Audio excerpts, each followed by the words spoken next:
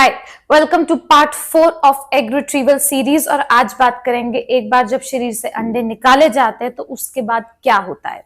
तो उसके बाद एक तो प्रोसेस होता है जो किया जाता है लैब में, यानी जिस दिन आपके अंडे निकाले गए हमने वो ट्यूब सारी जिसमें वो फॉलिकुलर फ्लूइड है, जो आपके फॉलिकल से निकाला हुआ पानी है, वो हमने लैब में दिया। एम्ब्रियोलॉजिस्ट ने उसमें एग ढूंढे और एग का हमें नंबर बताया।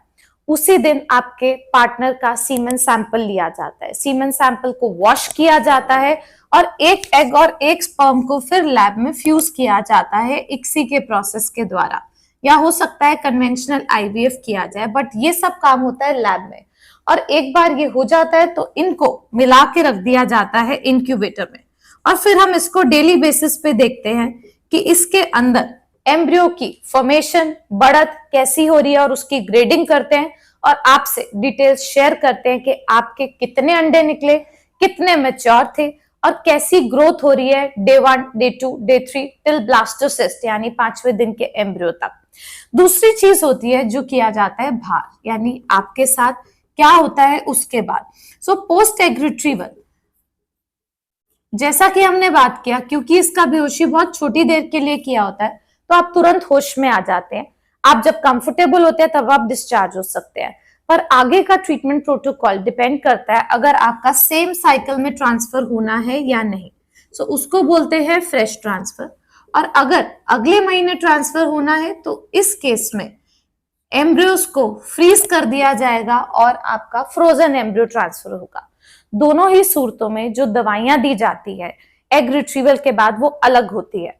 एंटीबायोटिक, पेन किलर कॉमन रहते हैं, बट सपोर्ट की प्रोजेस्टेरॉन की दवाई जिसकी वजह से बच्चादानी की परत एम्ब्रियो को रिसीव करने के लिए तैयार होती है, वो फ्रेश ट्रांसफर में दिया जाता है और फ्रोजन में नहीं दिया जाता।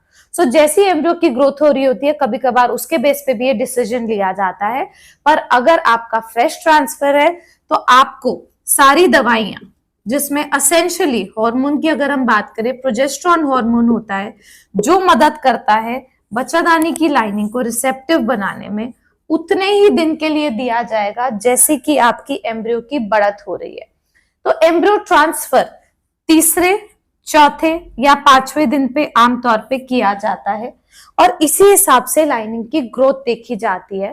तो अगर एग रिट्रीवल का दिन डे 0 है तो लाइनिंग की भी प्रोजेस्टेरॉन का जो एक्सपोजर है वो 3 दिन का होना चाहिए अगर तीसरे दिन का एम्ब्रियो डाला जा रहा है, और अगर 5वें दिन का एम्ब्रियो डाला जा रहा है तो 5 दिन के करीब उसका प्रोजेस्टेरॉन एक्सपोजर होना चाहिए।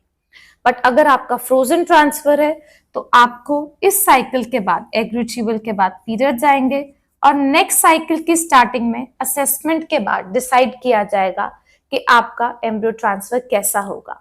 आप हमारी और वीडियोस दे सकते हैं जिसमें हमने फ्रोजन एम्ब्रियो ट्रांसफर के बारे में, परत बनाने के बारे में बात की हुई है, तो आगे क्या एक्सपेक्ट करना है, कैसे आपका ट्रांसफर साइकिल रहेगा।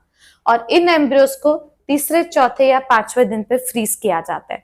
हम अपनी लैब में कोशिश करते हैं कि सारे एम्ब्रियोस डे 5 यानी ब्लास्टोसिस स्टेज तक जाएं, ताकि एम्ब्रियो की अच्छे से पोटेंशियल पता चल पाए, उनके प्रेगनेंसी के चांसेस पता कर पाए और तब उन्हें फ्रीज करते हैं। So here we end our egg retrieval series, और इस तरीके से निकाले जाते हैं आपके अंडे। अगर आपके और कोई सवाल है एग रिट्रीवल से संबंधित तो हमें कमेंट सेक्शन में जरूर पूछें, we would be happy to help you.